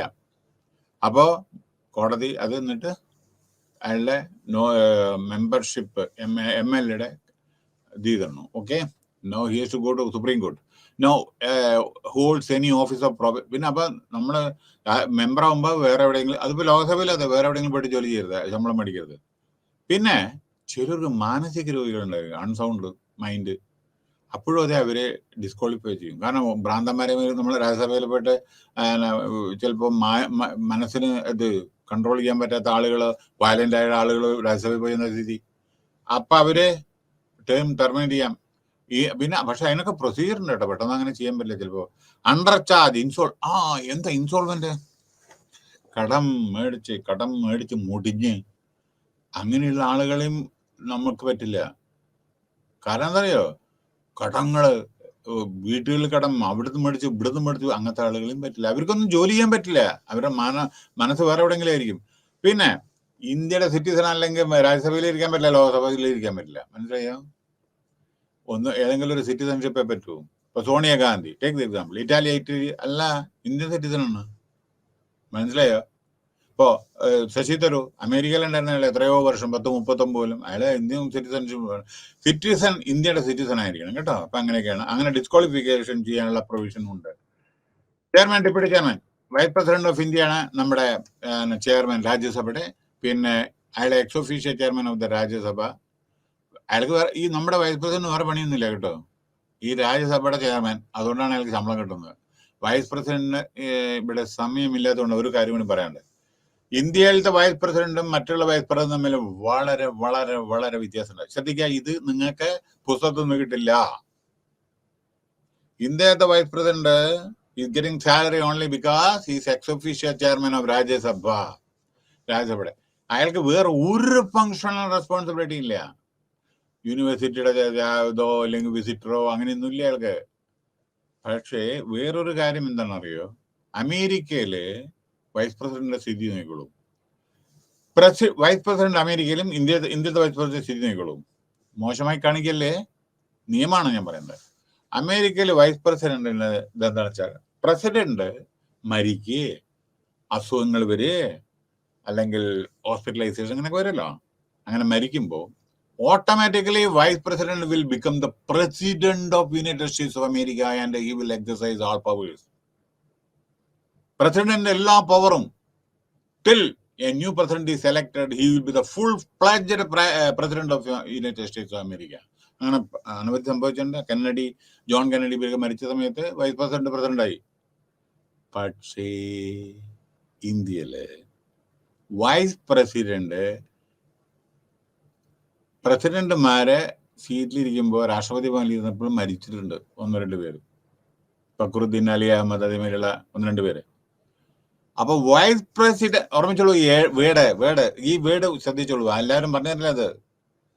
Vice President can only act as the President of India till a new man is elected by the parliament or whatever is there, you know. അപ്പൊ നമ്മുടെ വൈസ് പ്രസിഡന്റിന് പ്രസിഡന്റ് എന്നുള്ള ഫുൾ പ്രസിഡന്റ് അല്ല, ആക്ടിങ് പ്രസിഡന്റ് എന്നേ പറയാൻ പറ്റൂ. അപ്പോ മറ്റേത് അങ്ങനെയല്ല, president tell A new man is elected he can exercise all powers. അങ്ങനെയൊക്കെയാണ്. അപ്പൊ അതാണ് വ്യത്യാസം. അപ്പൊ അങ്ങനെ അതാണ്. പിന്നെ വൈസ് പ്രസിഡന്റിന് പവേഴ്സ്, അതിന് നമ്മുടെ രാജ്യസഭയെ കൺട്രോൾ ചെയ്യുക, അങ്ങനെയൊക്കെയാണ്. ഓക്കെ. പിന്നെ അടുത്ത powers of Rajya Sabha, legislative function, നമ്മുടെ ഓരോ ബില്ലുകൾ അവിടെയും വരും. പിന്നെ എക്സിക്യൂട്ടീവ് പവേഴ്സ് ഉണ്ട്, ഫൈനാൻഷ്യൽ പവർ ഉണ്ട്, ഓരോ ബില്ലുകളും അതൊക്കെ ഓരോ അപ്പോയിന്റ്മെന്റും മറ്റേതൊക്കെ ഉണ്ട്. പിന്നെ Rajya Sabha is regarded as the second house of parliament പറഞ്ഞു, ലോകസഭയും രാജ്യസഭയും അങ്ങനെ. But it is virtually unimportant house of. ചില സമയത്തെ ആളുകൾ വളരെ വളരെ വളരെ വളരെ ലേസി ആളുകളായിരിക്കും, ഒന്നിലും വളരെ വയസ്സന്മാരായിരിക്കും. മനസ്സിലായില്ലേ? അപ്പൊ ചില സമയത്ത് മറ്റുള്ള രാജ്യങ്ങളിലെ മാതിരിയല്ല, ഇത് വളരെ ആക്റ്റീവ് ഇതായിട്ട് വരുന്നില്ല. ചില സമയത്ത് ആളുകൾ കൂടുതൽ, നിങ്ങൾക്ക് അറിയാം, TV-യിൽ നോക്കുമ്പോൾ അറിയാം, വളരെ കുറച്ച് പേരൊക്കെയാണ് ഉള്ളത്. അങ്ങനെ പോരാ. ദി കോൺസ്റ്റിറ്റ്യൂഷൻ 250 ആളുണ്ട്, അതിൽ 250 ചിലപ്പോൾ 50 പോലും ഉണ്ടാവില്ല. Anyway the constitution makers wanted to make the Rajya Sabha a deliberating, നല്ല ഡെലിബറേഷൻ നടക്കുന്ന രാജ്യസഭ. കാരണം എൽഡേഴ്സ് ആണ്, വളരെ റെസ്പെക്റ്റഡ് ഫിഗേഴ്സ് ആണ്, സീനിയേഴ്സ് ആണ് രാജ്യസഭയിലെ. അതാണ് പോയിട്ട് വല്ല കൊച്ചു പയ്യന്മാരും അവിടെ പോയിട്ടിരിക്കില്ല, നല്ല എക്സ്പീരിയൻസ് ആളുകളെ അവിടെ പോയിട്ടിരിക്കൂ. മനസ്സിലായില്ലേ? ഇപ്പൊ മല്ലികാർജുന ഖർഗെ 80 വയസ്സാണ്. മനസ്സിലായില്ലേ? നമ്മുടെ KC വേണുഗോപാൽ എത്ര പ്രാവശ്യം MP ആയിരുന്നു. മനസ്സിലായില്ലേ? ഇപ്പോഴും MP ആണ്. അങ്ങനത്തെ എക്സ്പീരിയൻസ് ആളുകളാണ് അവിടെ പെട്ടിരിക്കുന്നത്. അപ്പൊ അവർക്ക് ലെജിസ്ലേറ്റീവ് എക്സ്പീരിയൻസ് കണ്ടുപോകാനുണ്ട് ഓരോരുത്തരുടെയൊക്കെ. സോ അങ്ങനെ ലോകസഭ നിങ്ങൾക്കറിയാം, അതിന് ഇതാണ് നമ്മുടെ ലോവർ ഹൗസ് എന്ന് പറയുന്നു. പക്ഷെ എല്ലാ ഫൈനാൻസ് ബില്ലും ലോകസഭയാണ് അപ്രൂവ് ചെയ്യാൻ. പിന്നെ 520 അല്ലേ ആളുകളെ, 500. Okay. The maximum okay. The membership ഇതെന്താ പറ്റുന്ന വെച്ചാൽ ഇവിടെ രണ്ടുപേരെ നോമിനേറ്റ് ചെയ്യുന്നത് വേണ്ടെന്ന് വെച്ചിട്ടുണ്ട് ആംഗ്ലോ ഇന്ത്യനെ. അപ്പോൾ the membership was reach to 520 following the റിയോ 1956. The president has power to nominate 2 members. ഇപ്പം ഇല്ല, ഇതില്ല. പ്രസിഡന്റ് ഇപ്പം നോമിനേഷൻ ഇല്ല ഈ രണ്ട് ആംഗ്ലോ ഇന്ത്യൻ്റെ കേട്ടോ. കാരണം നിങ്ങളുടെ പുസ്തകത്തിലുണ്ട്, പക്ഷെ ഇപ്പം ഇല്ല. അത് ഡിലീറ്റ് ചെയ്തു. നമ്മുടെ മോഡി പ്രധാനമന്ത്രിയായതിനു ശേഷം അത് ഡിലീറ്റ് ചെയ്തിട്ടുണ്ട് ഈ ക്ലോസ് കേട്ടോ. ഓക്കെ, അടുത്ത ലോക്സഭ സെലക്ട് 5 കൊല്ലം, അത് കഴിഞ്ഞിട്ട് ഡിസോൾവ് ചെയ്യും. അത് പ്രസിഡന്റ് ഓഫ് ഇന്ത്യയാണ് with the recommendation of the prime minister. Okay, during proclamation. പിന്നെ വേറൊരു കാര്യം കേട്ടോ, യുദ്ധം നടക്കുന്ന സമയത്ത് 5 കൊല്ലത്ത് പെട്ടെന്ന സമയത്ത് ഇലക്ഷൻ നടത്താൻ പറ്റില്ല. അപ്പോൾ 1 കൊല്ലം വരെ നീട്ടാം. അതേമാതിരി എന്തെങ്കിലും ഇപ്പോൾ നമ്മുടെ തന്നെ ചൈന വാർ, പാകിസ്ഥാൻ വാർ, ബംഗ്ലാദേശ്, ആ സമയത്ത് ഇപ്പം 1974 ആ സമയത്ത് ഇലക്ഷൻ്റെ കാലം അപ്പം 100 കൊല്ലം വരെ നീട്ടാം ഇലക്ഷൻ ഇല്ലാതെ. കാരണം ആ സമയത്ത് നമുക്ക് ഇലക്ഷൻ നടത്തുക വേണ്ട, അതോ രാജ്യത്തിന് നോക്കുക വേണ്ടത്. So during proclamation emergency can be extended for not more than a year. അപ്പോൾ ആ സമയത്ത് യുദ്ധസമയത്ത് എമർജൻസി വരണം, കാരണം സെൻട്രൽ ഗവൺമെന്റ് എല്ലാം കൺട്രോൾ ചെയ്യും. പിന്നെ ഓരോ ക്വാളിഫിക്കേഷൻ മെമ്പേഴ്സ് അതിലെന്താ വെച്ചാൽ നമ്മുടെ സിറ്റിസൺ, ഇന്ത്യൻ സിറ്റിസൺ ലോകസഭയിൽ 25 വയസ്സെങ്കിലും വേണം. പിന്നെ വോട്ടറായിരിക്കണം, ഏതെങ്കിലും പാർലമെന്ററി കോൺസ്റ്റിറ്റ്യുവൻസിൽ വോട്ടറായിരിക്കണം അയാൾ ആരായാലും. He must possess such other qualification as may be prescribe by the parliament by law. ഓരോ ക്വാളിഫിക്കേഷൻ പ്രിസ്ക്രൈബ് ചെയ്യുന്ന അതനുസരിച്ചിട്ട്. ഫംഗ്ഷൻ ലെജിസ്ലേറ്റീവ് ഫംഗ്ഷൻ്റെ പറഞ്ഞല്ലോ, ബഡ്ജറ്റ് സെഷൻ, മറ്റേ സെഷൻ, ചേന എന്നൊക്കെ പറഞ്ഞിട്ട് കുറേ ഉണ്ടല്ലോ. അത് ഫൈനാൻഷ്യൽ ഫംഗ്ഷൻ ഉണ്ട്, ബില്ല്. ജുഡീഷ്യൽ ഫംഗ്ഷൻ ഉണ്ട്, കാരണം അപ്പോയിൻമെന്റ്. Okay, judicial function. പിന്നെ ഇലക്ട്രൽ, അതായത് നമ്മുടെ എപ്പോഴാണ് ഇലക്ഷൻ, അസംബ്ലി ഇലക്ഷൻ എപ്പോഴാണ് വേണ്ടത്, പാർലമെന്റ് ഇലക്ഷൻ വേണ്ടത്, എന്നിട്ട് ഡിസോൾവ് ചെയ്യണം. അങ്ങനെ പ്രസിഡന്റ് റൂള് ഡിക്ലെയർ ചെയ്യാൻ ഓരോ സ്ഥലത്ത്. അങ്ങനെയൊക്കെ പല പല പല പല കാര്യങ്ങളും അവിടെ ഡിബേറ്റ് ചെയ്യും. കോൺസ്റ്റിറ്റ്യൂന്റ് ഫംഗ്ഷൻ, എക്സിക്യൂട്ടീവ് ഫംഗ്ഷൻ, കാരണം അപ്പോയിൻമെന്റ് എല്ലാം പല വിധത്തിലുള്ള അപ്പോയിൻമെന്റ്, മിസ്സലേനിയസ് ഫംഗ്ഷൻസ്, ഇതൊക്കെ അതെല്ലാം വിവരിച്ചിട്ടുണ്ട്. പിന്നെ ചൈനയിലത്തെ ഏറ്റവും വലുതാണ് കമ്മ്യൂണിസ്റ്റ് രാഷ്ട്രമാണ്, കമ്മ്യൂണിസ്റ്റ് പാർട്ടി. അതാണ് ഏറ്റവും വലിയ ഇത്. നാഷണൽ പീപ്പിൾസ് കോൺഗ്രസ് NPC, അതാണ് highest body. NPC, national people Congress. National people Congress power, അതേമാതിരി അവർക്ക് കോൺസ്റ്റിറ്റ്യൂഷൻ ഓഫ് ഇന്ത്യയുടെ പവർ ഉണ്ട്. ഗവേണിംഗ് ക്രിമിനൽ ഒഫൻസിനെ പറ്റി അതിനെപ്പറ്റി തീരുമാനിക്കാൻ ഓർഗാൻസ്, പിന്നെ സ്റ്റേറ്റ് ഓർഗനൈസേഷൻസിനെ പറ്റിയിട്ട്, ഇലക്ഷനെ പറ്റിയിട്ട്, അപ്പോയിൻമെന്റിനെ പറ്റിയിട്ട്, റിമൂവ് ചെയ്യാനെ പറ്റിയിട്ട്, പിന്നെ മേജർ അവരുടെ സ്റ്റേറ്റിന്റെ ഓരോ ഇഷ്യൂവിനെ പറ്റിയൊക്കെ ഡിസ്കസ് ചെയ്യാൻ ഇവർക്കാണ്. അതായത് നാഷണൽ പീപ്പിൾസ് കോൺഗ്രസ്. പക്ഷെ ഓർക്കണം, കമ്മ്യൂണിസ്റ്റ് പാർട്ടിയാണ് ഏറ്റവും സ്ട്രോങ് ആയിട്ടുള്ള, അവരാണ് തീരുമാനിക്കുന്നത്, അന്ത്യ തീരുമാനം. പക്ഷെ അവിടെ ഇങ്ങനത്തെ ഇതാണ് Congress. Next, standing committee. Powers and functions of the standing committee എന്തൊക്കെയാണ്? നാഷണൽ അസംബ്ലി ഉണ്ട് ചൈനയിൽ, സൗത്ത് ആഫ്രിക്ക. ഇനി standing committee, powers and functions of the standing committee. Okay, അത് നമ്മുടെ ചൈനയിലത്തെ കാര്യമാണ്. സൗത്ത് ആഫ്രിക്ക നാഷണൽ അസംബ്ലി ഉണ്ട്, അവിടെ നാഷണൽ കൗൺസിൽ ഓഫ് പ്രോവിൻസസ് ഉണ്ട്. ജനങ്ങളുടെ പാർട്ടിസിപ്പേഷൻ, അവിടെ കൺട്രോളർ ഓവർ എക്സിക്യൂട്ടീവ് കൺട്രോൾ ചെയ്യാൻ. ഇന്റർനാഷണൽ പാർട്ടിസിപ്പേഷൻ, കോപ്പറേറ്റീവ് ഗവേണൻസ്, വളരെ എല്ലാവരുടെ സഹകരണത്തോടു കൂടിയുള്ള ഗവേണൻസ്. മനസ്സിലായില്ലേ? Conclusion. So in this unit we have briefly discussed the composition and nature of legislative organs of BRICS countries. അല്ലേ? ഈ രാജ്യങ്ങളിലത്തെ ലെജിസ്ലേറ്റീവ് ഫംഗ്ഷൻ ഏകദേശ രൂപമാണ് ഞാൻ ഡിസ്കസ് ചെയ്തത്. ഡീറ്റെയിൽ ആയിട്ട് സംസാരിക്കാൻ, കാരണം എത്രയോ പേജസ് ഉണ്ട്. So we have observed that the nature of legislative BRIC countries does not differ. See, എല്ലായിടത്തും ഒരേ മാതിരി, അങ്ങോട്ടും ഇങ്ങോട്ടും വ്യതിയാനം ഉണ്ട്, എല്ലാം കണക്കൊന്നും തന്നെ, എല്ലാം ഒരേ ഒരു രൂപത്തിൽ വേറൊരു വിധം. ചിലപ്പോൾ പ്രസിഡന്റിന് പവർ, ചിലപ്പോൾ പ്രധാനമന്ത്രിക്ക് പവർ, അങ്ങനെയൊക്കെ. So BRICS country does not differ. കണ്ടോ, കൂടുതൽ വ്യത്യാസങ്ങളില്ല. സെറ്റപ്പ് ഓരോന്നിന്റെ ഇൻസ്റ്റിറ്റ്യൂഷന്റെ പേര് മാത്രം ചില വ്യത്യാസങ്ങളുണ്ട്, പവറും. So we have noted that out of the 5 BRIC countries, 4 have a system of bicameral system. അതായത് 2 ലോകസഭ, Rajya Sabha. While China has a unicameral, ഒറ്റൊന്ന് central. The countries having bicameral system have 2 houses, lower house, upper house, composed directly elected members and the other one indirectly elected. Okay. No, Unit 3 BRICS executive. BRICS, Brazil, Russia, China. So in executive in China ആണ് കേട്ടോ, sorry, executive in China. കാരണം എന്താ വെച്ചാൽ ഈ type ചെയ്യണ സമയത്ത് ഈ ചില സമയത്ത് വരുന്നതാണ് ബുദ്ധിമുട്ട്. കാരണം എന്താണെന്ന് വെച്ചാൽ ചിലപ്പോൾ കീബോർഡിൽ ഇത് ചൈനയാണ് കേട്ടോ. Executive in China, South Africa. Yes, introduction. അതായത് BRICS executive. In fact, executive branch of government is responsible for running the government machinery.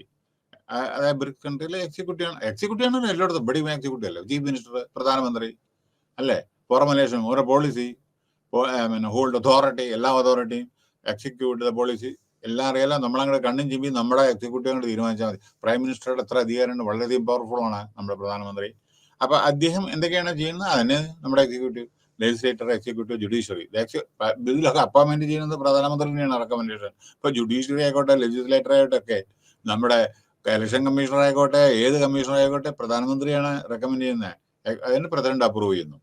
So the relationship of three organs പറഞ്ഞാൽ, അതായത് ലെജിസ്ലേറ്റർ, എക്സിക്യൂട്ടീവ് ആൻഡ് ജുഡീഷ്യറി, വളരെ cordial വേ പോണം. പ്രസിഡന്റൽ form of USA president ആണ് most powerful person. USA generally നമ്മുടെ അങ്ങനെയല്ല, നമ്മുടെ ഹെഡാണ് nation, നമ്മുടെ president. പക്ഷെ ഇൻ റിയൽ ഇതില് നമ്മുടെ പ്രധാനമന്ത്രിയാണ് ഏറ്റവും കൂടുതൽ പവർഫുൾ കേട്ടോ.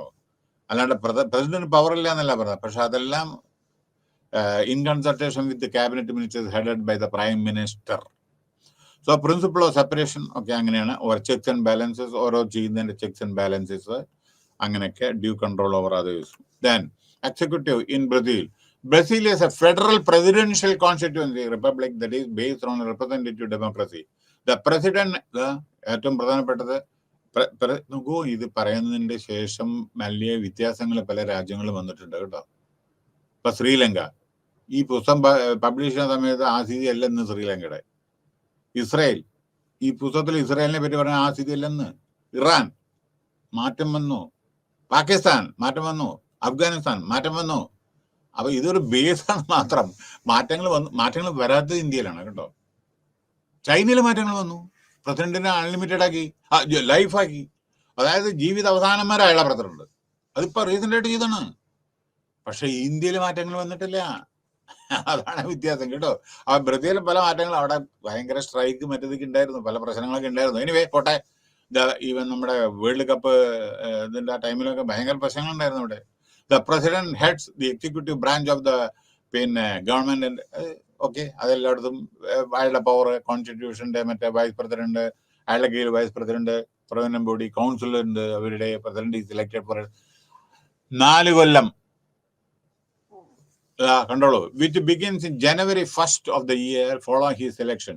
The election for the president and vice president held a time continuously. നമ്മുടെ ഇന്ത്യയിലും അങ്ങനെ തന്നെയാണ്. പ്രസിഡന്റിന്റെയും വൈസ് പ്രസിഡന്റ് ഇലക്ഷൻ സൈമിൾട്ടേനിയസ്ലി ആണ്. ആദ്യം വൈസ് പ്രസിഡന്റ്, പിന്നെ വൈസ് പ്രസിഡന്റ്. അതേമാതിരി ബ്രസീലില്. As per the intent of the constitution, president on taking over that office has the duty to uphold the integrity and independence of Brazil. നമ്മുടെ അവിടെയും തന്നെ സ്ഥിതി.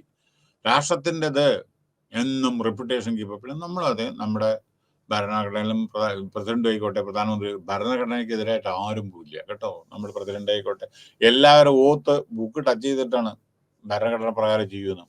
അല്ലെങ്കിൽ സ്ഥിതി അറിയാലോ എന്താന്ന്, സുപ്രീം കോടതിയിൽ പോകും. It is obligatory upon the executive branch to enforce the laws ആണ് LAWS prepared by the legislative, but the president of republic may also intimate. ഇത് ബ്രസീലത്തെ കാര്യമാണ്. Okay. Executive in Russia, again അവിടെ നമ്മുടെ പ്രസിഡന്റ് ആണ് Putin. അതായത് executive എല്ലാ പവറും അയാളുടെ എടുത്താൽ ചുരുക്കത്തിൽ അത് കേട്ടാ പോരെ. ബാക്കിയുള്ളവരൊക്കെ ശിങ്കിടികളും. അതായത് കാരണം എന്താന്ന് വെച്ചാൽ, അവിടുത്തെ ഏറ്റവും രസകരമായത് പ്രധാനമന്ത്രി പ്രസിഡന്റ് പ്രധാനമന്ത്രിയാവും. അതാണ് പുതിൻ. 2 ടെനർ പ്രസിഡന്റ്, 6 ഇയർ, 12 കൊല്ലം അയാൾ പ്രസിഡന്റ് ആയിരുന്നു. അത് കഴിഞ്ഞിട്ട് പ്രധാനമന്ത്രിയായി. കാരണം 2 ടേമേ പറ്റൂ. അത് കഴിഞ്ഞിട്ട് പ്രധാനമന്ത്രി, പിന്നെ പ്രസിഡന്റായി. Executive power in Russian president shall be exercised by the government of the Russian Federation. The government of the Russian Federation, deputy chairman of the government of the Russian Federation. അങ്ങനെ പോകുന്നു. The president executive head elected by the citizens on the basis of universal, equal and direct suffrage. Secret ballot for a 6-year term. എവിടെ സീക്രട്ടും നല്ലപ്പ. 6 കൊല്ലത്തെ tenor. എല്ലാം പല വിധത്തിൽ മെൽ practice ഒക്കെ ഉണ്ട്. പക്ഷെ നമ്മുടെ ഇവിടെ അത്ര സാധ്യമല്ല കേട്ടോ. This office is limited to consecutive terms. 6 Kollam 12 Kollam maximum. However, the ഇവിടെയാണ് sentence. Constitutional changes amended, extended to the present term of the president and the prime minister for another 2 years of 6 years each, which means both of them will remain in power till 2036 വരെ vice പ്രസിഡന്റും അവിടെ നിലകൊള്ളും. റഷ്യയില് Article 83 of the Constitution, the President enjoys a number of significant in relation to the exercise. The second most powerful country in the world.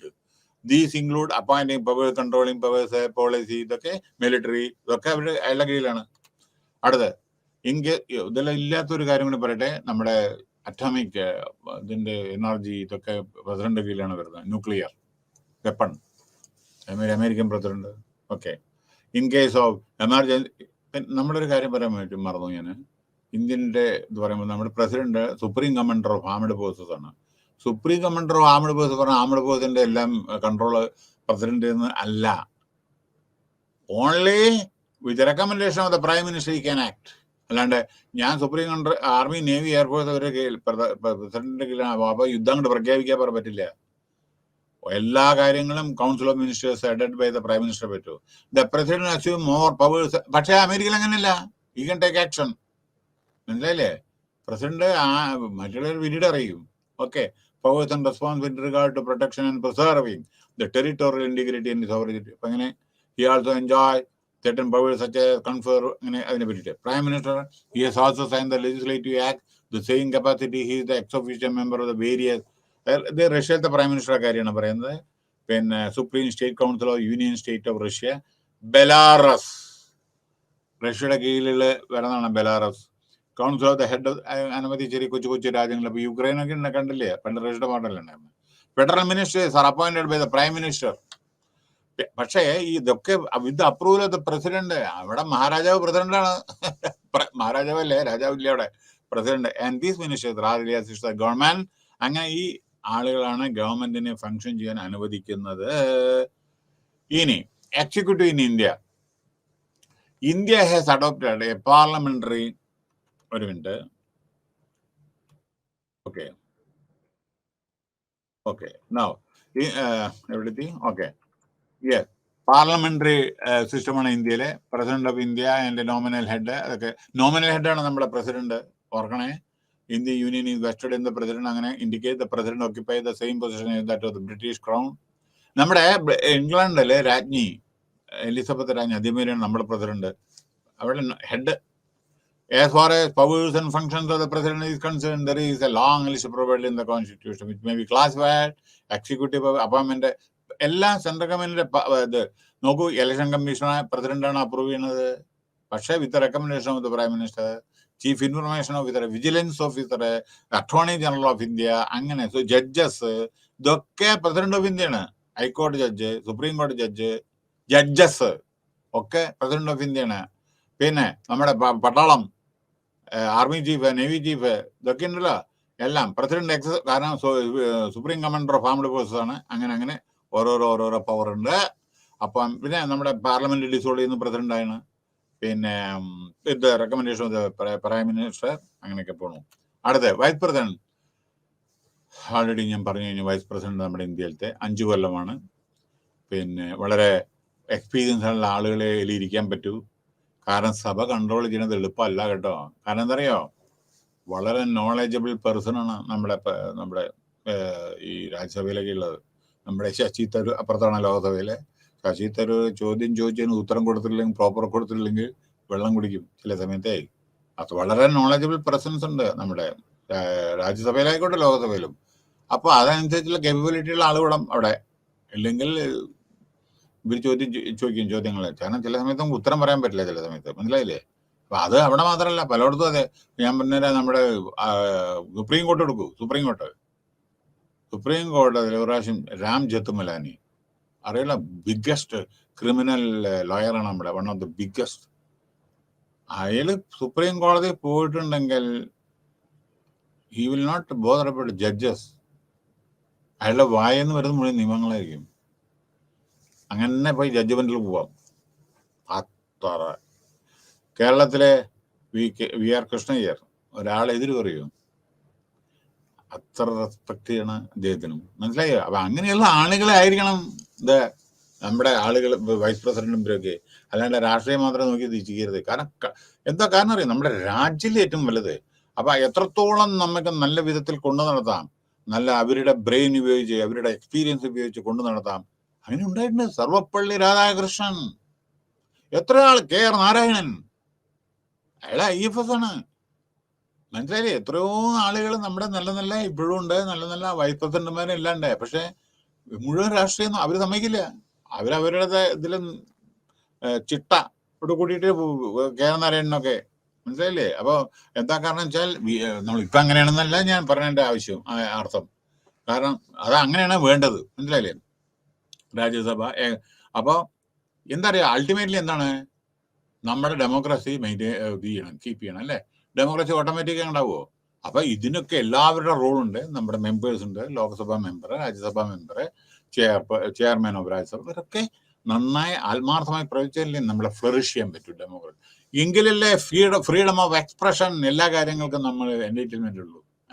കേട്ടോ? അടുത്ത് prime minister, ഒന്നും പറയേണ്ട ആവശ്യമില്ലല്ലോ.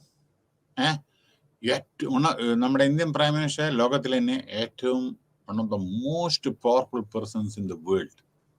American president ഒപ്പം തന്നെ വളരെ തിരക്ക് പിടിച്ച മനുഷ്യൻ. അത്ര പണിയുണ്ട്. കേട്ടത് രാത്രി 1 മണി 2 മണി വരെ പാവം ഉണ്ട്. അത് എല്ലാ പ്രൈം മിനിസ്റ്റർക്കും ഉണ്ട്. നമ്മുടെ അത്ര ജോലിയുണ്ട്, ഭാരം. 27-28 സ്റ്റേറ്റ് ഇത് ഭരിക്കാൻ പറഞ്ഞാൽ കളിക്കുന്നതാണോ? അതൊക്കെ അതിൽ എന്തെല്ലാം നോക്കണം, എന്തെല്ലാം അപ്പോയിന്റ്മെന്റ് ഉണ്ട്. Army, navy, air force, paramilitary forces, എന്തെല്ലാം പ്രശ്നങ്ങളുണ്ട്. ഗവർണർമാരുടെ അപ്പോയിന്റ്മെന്റ്, ചീഫ് മിനിസ്റ്റർ, അങ്ങനെ പൊളിറ്റിക്കലായിട്ട് വേറെ, അങ്ങനെ പല കാര്യങ്ങളും നോക്കണം. അപ്പൊ he has multiple role, administrative head, political, chief executive and leader of Lok Sabha. ഇപ്പൊ പ്രധാനമന്ത്രി നമ്മുടെ ലോക്സഭയുടെ എന്താണ് ലീഡറാണ്. മെജോറിറ്റി പാർട്ടിയുടെ ലീഡറൊക്കെയാണ് പ്രധാനമന്ത്രിയാവാൻ പറ്റുമോ? അവർക്കാണ് ക്ലെയിം ചെയ്യാൻ പറ്റും പ്രധാനമന്ത്രി സ്ഥാനം. അത് അപ്പോയിന്റ് ചെയ്യുന്നത് പ്രസിഡന്റും. സോ കോൺസ്റ്റിറ്റ്യൂഷന്റെ റോള്, മിനിസ്ട്രി അയാൾ, ക്യാബിനറ്റ് അയാളാണ് ചെയ്യുന്നത്. അയാളാണ് തീരുമാനിക്കുന്നത് ആര് വേണം ആര് വേണ്ടെന്ന്. അയാൾക്ക് ഇഷ്ടമില്ലാത്ത ആളെ ഡിസ്മിസ് ചെയ്യാൻ അധികാരം പ്രധാനമന്ത്രിക്ക് ഉണ്ട്. പക്ഷെ ഡിസ്മിസ് ചെയ്യുന്നത് പ്രസിഡന്റ് ആയിരിക്കും, ഈ with recommendation of the prime minister. എല്ലാ മന്ത്രിമാരും പ്രൈം മിനിസ്റ്ററുടെ പ്ലഷറിൽ വർക്ക് ചെയ്യണം. അല്ലാണ്ട് പ്രൈം മിനിസ്റ്ററോട് ക്ലാഷ് ചെയ്യുന്നുണ്ടെങ്കിൽ, അത് ചീഫ് മിനിസ്റ്റർ ആയാലും ശരി, അവർക്ക് സർവൈവ് ചെയ്യാൻ പറ്റില്ല. മനസ്സിലായില്ലേ? അപ്പോ at the pleasure then dismiss ഞാൻ നോക്കിയിട്ടുണ്ടായിരുന്നില്ല, ഡിസ്മിസ് ചെയ്ത മിനിസ്റ്റർ.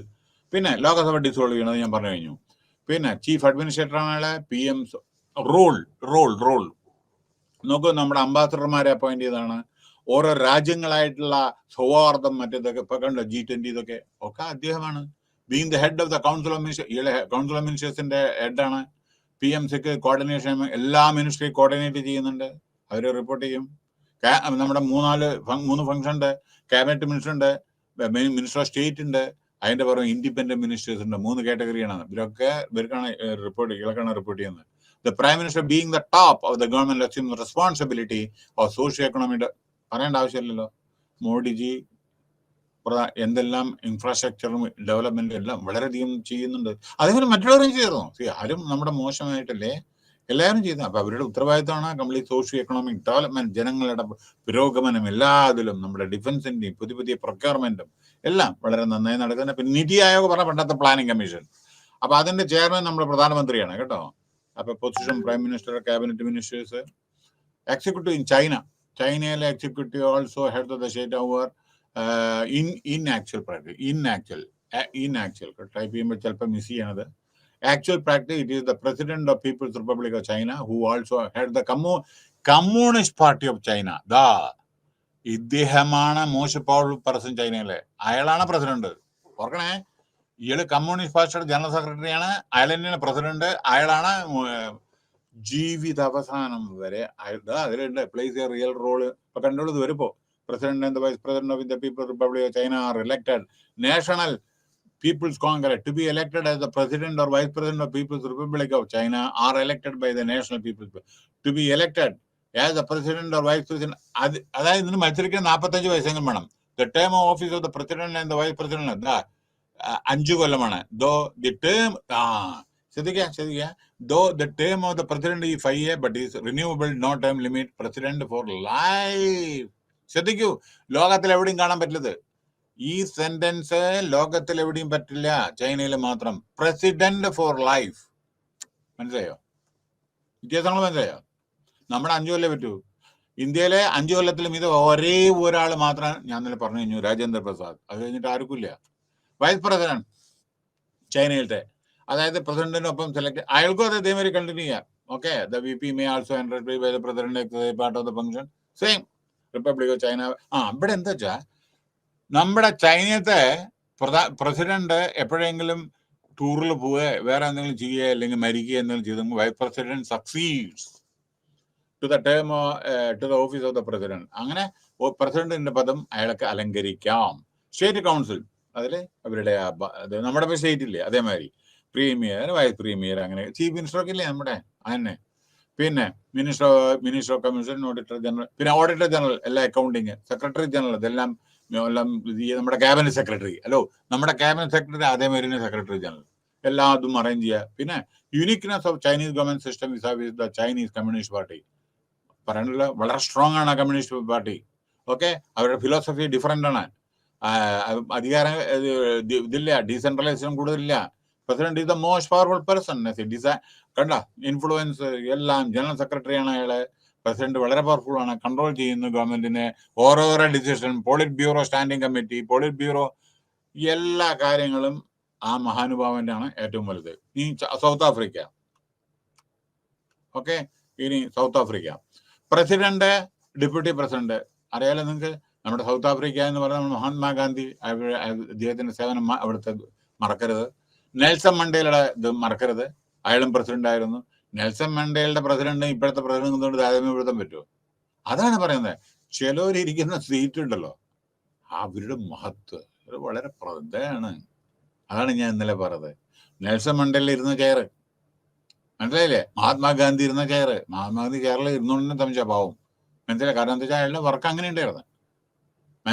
അപ്പോ അവരിരുന്ന അത്രത്തോളം പവർഫുൾ ആയിട്ടുള്ള ആളുകളാണ്. അങ്ങനെ ഇപ്പൊ മാർട്ടിൻ ലൂതർ കിങ്, ഓക്കെ, നമ്മുടെ എന്താ പറയണ അമേരിക്കൻ ചില മോസ്റ്റ് പവർഫുൾ പ്രസിഡന്റ്, റൂസ്വെൽറ്റ് ആയിക്കോട്ടെ, വേറെ ആരെങ്കിലും ആയിക്കോട്ടെ, അങ്ങനെ ഓരോ നല്ല നല്ല ഇതുണ്ട്, പവർഫുൾ പേഴ്സൺസ് ഉണ്ടായിരിക്കും. അപ്പൊ ഇങ്ങനെ സോ പ്രസിഡൻസി അവിടെ ഇതിനെപ്പറ്റി പറഞ്ഞു. ലെവൽ എക്സിക്യൂട്ടീവ് കൗൺസിൽ, അവരുടെ വിഭാഗങ്ങളാണ് പറയുന്നത്. Presidency has 3 structures: support governance, provincial level, അങ്ങനെ റീജിയണൽ ആയിട്ടുള്ള ഓരോന്നുണ്ട്. After establish South African president is the head of the state and head of the government, lead the cabinet, the board, executive missionary. അങ്ങനെ president ആണ് ഇതെല്ലാം തീരുമാനിക്കുന്നത്. അപ്പോ ഇവിടെ വേറൊരു കാര്യം, നമ്മുടെ രാജ്യത്തിൻ്റെത് ഈസ് എക്സ്പെക്ടഡ് ടു ബി, അവിടെ പണ്ട് വൈറ്റ് കറുത്ത ആളുകളും വെറുത്ത ആളുകളും തമ്മിലുള്ള ക്ലാഷ് ഉണ്ടായിരുന്നു സൗത്ത് ആഫ്രിക്കയിൽ. അപ്പൊ അതെല്ലാം മാറി. അതിന് വേണ്ടിയിട്ടാണ് നെൽസൺ മണ്ടേല 27 കൊല്ലം ജയിലിൽ പോയത്. മനസ്സിലായില്ലേ? ഇപ്പൊ കുറെ ഭേദമായിട്ടുണ്ട്.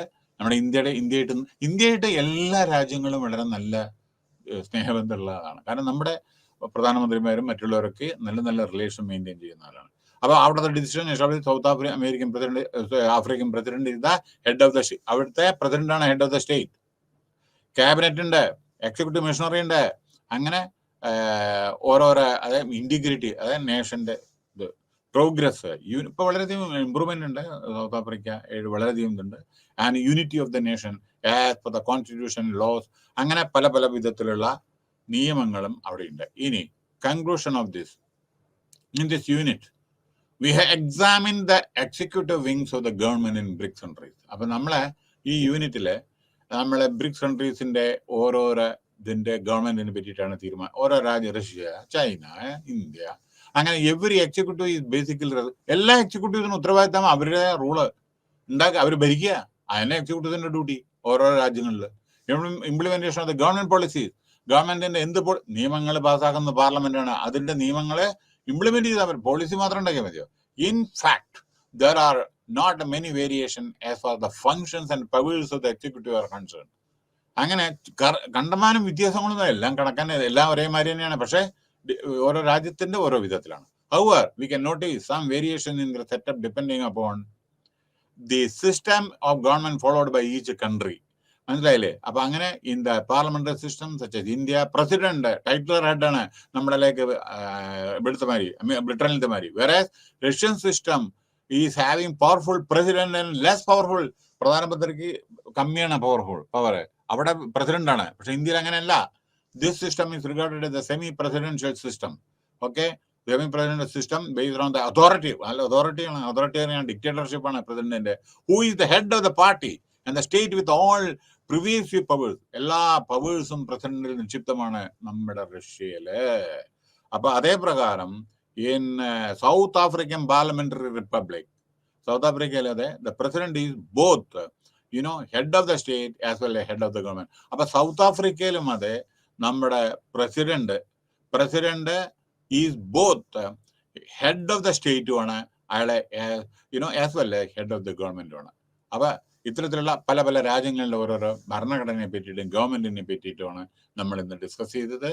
അത് പിന്നീട് നമുക്ക് മറ്റുള്ള കാര്യങ്ങൾ ജുഡീഷ്യറി ഒക്കെ പിന്നീട് വരുന്നുണ്ട്. So we will meet you tomorrow. Thank you very much for your kind participation. By.